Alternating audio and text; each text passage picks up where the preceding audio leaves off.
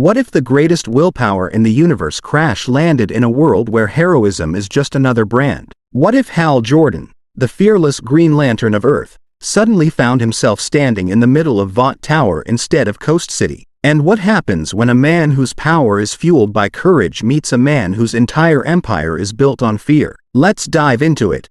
During a brutal battle against Sinestro in deep space, Hal Jordan gets overwhelmed. Sinestro traps him inside a construct made of pure yellow energy, the exact opposite of everything the green light stands for, and hurls him through a tear in reality itself. Hal spins through the void, his ring flickering as it fights to keep him alive, until he crashes down hard into an alleyway that looks almost like home, except the billboards are wrong. Instead of ads for Ferris aircraft, he sees soup commercials, capes plastered across skyscrapers, and a golden statue of a man who looks disturbingly like a twisted version of Superman. Hal gets up, dusts himself off, and checks his ring. It's low on charge from the fight with Sinestro, but still functional. He constructs a small drone to scan the surroundings and quickly realizes he is not on his Earth. There's no Justice League tower, no Hall of Justice, nothing that matches the world he left behind. Instead, everything here revolves around corporations selling superheroes like action figures. Hal doesn't panic. He's dealt with stranger things than a wrong turn across the multiverse. His mission is simple: find a way home, and in the meantime, do what a Green Lantern always does: protect people. Over the next few days, Hal starts adjusting. He finds an abandoned warehouse to use as a temporary base and rebuilds his ring's charge using sheer willpower and the emergency battery construct he can summon in a pinch, though it's nowhere near as reliable as his actual power battery back home. He starts patrolling at night, stopping muggings, pulling people out of burning buildings, redirecting a runaway subway train with a giant green hand. Word spreads fast. Cell phone footage of a man in a green and black suit, no cape, no corporate logo, catches fire online. People start calling him the Lantern Man, since nobody in this world has ever seen a power ring before. Vought notices almost immediately.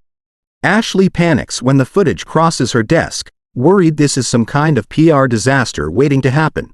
An unlicensed vigilante operating without a single Vought contract. Homelander watches the footage with a mix of curiosity and irritation. He doesn't feel threatened yet, not the way he will later, but something about the calm, steady way this stranger flies unsettles him. There's no fear in the man's eyes in any of the clips, and Homelander has built his entire identity around being the thing people fear. Stan Edgar orders an investigation. VA scientists study the footage frame by frame, trying to figure out where this new player came from and whether he's Compound V enhanced, some kind of black-budget military experiment, or something else entirely. They can't explain the green energy constructs, and that unknown variable makes Edgar deeply uncomfortable. He hates variables he can't control. The boys hear about the Lantern Man through their usual channels. Mother's Milk pulls together grainy clips and files on this new vigilante, and Huey is immediately fascinated, comparing him to something out of a comic book. Butcher is skeptical, assuming it's just another corporate PR stunt in disguise, another soup Vought hasn't unveiled yet. Still, he agrees they should track him down before Vought gets their hands on him first. Meanwhile, Starlight crosses paths with Hal by accident during a hostage situation downtown. She arrives expecting to handle it herself, only to find the situation already resolved, the hostages safe, and the gunman wrapped in glowing green rope, hovering a few feet off the ground. She's stunned. This isn't the usual soup style of showboating for cameras. Hal barely sticks around long enough for anyone to thank him, flying off before the police even arrive. Starlight starts asking around, trying to find out who this guy really is. Frustrated that a random stranger is getting more positive press than the actual Seven, Homelander pushes Edgar to bring the Lantern Man in, either as a new asset for Vought or as a target to eliminate if he refuses to play ball. Edgar agrees, seeing an opportunity either way. He sends a train to track Hal's patrol patterns and report back before anyone makes a move. Hal, for his part, has been doing some investigating of his own, using his ring to scan Vought Tower and cross-reference data pulled from hacked servers. He uncovers disturbing patterns, cover-ups, faked hero rescues, and a disturbing chemical additive hidden in something called Compound V. He doesn't fully understand this world's politics yet, but he understands corruption when he sees it, and this is corruption on a scale that that makes even Sinestro's tyranny look almost quaint by comparison. One night, a train finally locates him and reports back immediately. Homelander decides it's time for a personal introduction. He arrives with the Seven in tow, not because he needs backup, but because he wants an audience for what he assumes will be an easy, one-sided beatdown that ends with a new recruit or a body. Homelander opens with a show of force, blasting Hal with heat vision without warning.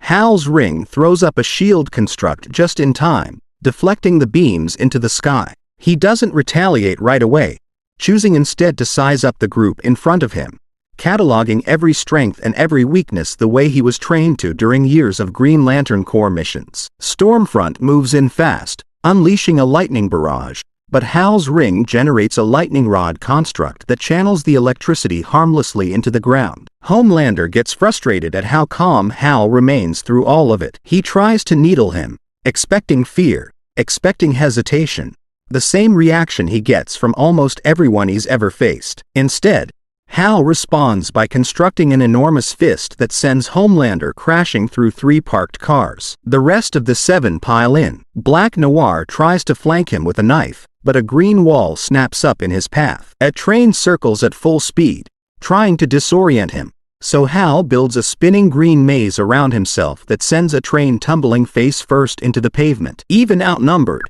Hal holds his ground, but his ring's charge is dropping fast. Constructs take a toll, and without a working power battery in this reality, every big move drains him further. Homelander, now furious and bleeding from a cut above his eye, orders a full retreat when Hal starts glowing brighter, worried that whatever's fueling this stranger might be more dangerous than they first assumed. The Seven pull back into the night, leaving Homelander humiliated in front of his own team for the first time in years. He orders his research division to study the green energy signature Hal leaves behind, hoping to reverse engineer some kind of weapon or a way to disrupt it. Homelander, meanwhile, becomes obsessed, unable to shake the memory of being thrown through cars like a ragdoll by someone who barely broke a sweat doing it. He starts training harder, taking more V than usual, desperate to close the gap. Starlight finally finds Hal hiding out in his warehouse base, having tracked him down through witnesses and patrol patterns. She's cautious at first, but Hal senses no malice from her, and after a tense standoff, they start talking. She tells him everything, the truth about Compound V, the cover-ups, the bodies Vought has buried both literally and figuratively. Hal listens carefully, and for the first time since arriving, he understands the full scope of what he's dealing with. This isn't a misunderstanding he can clear up with a conversation. This is a system that needs to be broken. She brings him to meet the boys. Butcher is predictably distrustful at first, poking and prodding for an angle, some hidden Vought contract Hal might be hiding. But once Hal explains where he's actually from, and once Huey geeks out hard enough about power rings and other dimensions to be genuinely convincing, even Butcher starts coming around. They agree to combine forces. The boys have the intelligence and the experience taking down supes. Hal has power on a scale none of them have ever seen before. Word reaches Vought that the Lantern Man is now working with the boys, and Edgar decides enough is enough. He greenlights a full operation, mobilizing the Seven, a small army of underground supes Vought has kept off the books for exactly this kind of scenario, and a specially built containment device designed to disrupt the green energy field. Homelander insists on leading the charge personally, desperate for a rematch and a chance to save face. The two sides collide on the outskirts of the city. In an industrial zone the boys picked specifically to keep civilians out of the crossfire. The underground supes swarm first, and Hal responds by encasing dozens of them in giant green cages before they can even reach the boys. Careful, precise, controlled, nothing like the chaos Vought expected. Stormfront targets Mother's Milk, but Hal intercepts with a shield construct just in time. Butcher and Huey handle the smaller threats on the ground while Starlight and Kimiko keep the perimeter clear. Homelander finally reaches Hal directly, unleashing everything he has. The fight tears through the industrial zone, girders collapsing, shipping containers flattened between them. Hal's ring keeps drawing on deeper reserves of willpower, constructs growing sharper and stronger the more determined he becomes. Proof that his power was never really about the ring's charge level at all, but about refusing to back down. Homelander, sensing the fight slipping away from him again, orders the activation of Vought's containment device, hoping to disrupt Hal's field long enough to finish him off. The device flares to life, and for a moment Hal's constructs flicker and destabilize. Homelander presses the advantage, landing a brutal series of blows. But instead of breaking Hal's will, the pain does the opposite. The ring responds to overwhelming willpower, and Hal, refusing to let this world fall the way his own nearly did under Sinestro's tyranny, pushes through the interference entirely, generating a construct so massive it overloads the containment device and short-circuits it completely. With his full power restored, Hal ends the fight decisively but without killing, wrapping Homelander in an unbreakable green restraint and slamming him down hard enough to crack the pavement. The remaining supes scatter, and the boys move in fast, capturing the incriminating containment device along with several Vought technicians who surrender rather than face a Green Lantern's fist. Homelander, restrained and humiliated twice in 1 week, screams threats that nobody bothers listening to. With Vought's private army in ruins and hard evidence of the containment project now in the boys' hands, Starlight leaks everything to the press alongside internal documents about Compound V. Congress can no longer look away, and Vought's stock collapses within days. Stan Edgar and several top executives are arrested, and a newly formed independent oversight board takes over regulation of superheroes, stripped from any single corporation's control.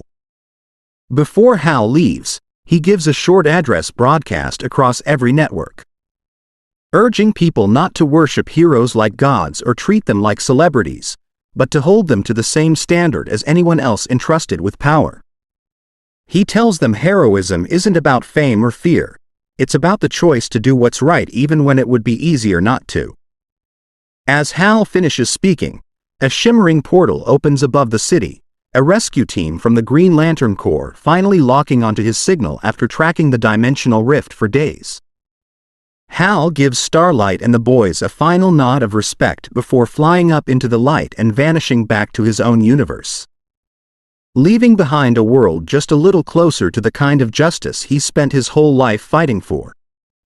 If you enjoyed this video, make sure to subscribe to the channel for more fire content. Peace out.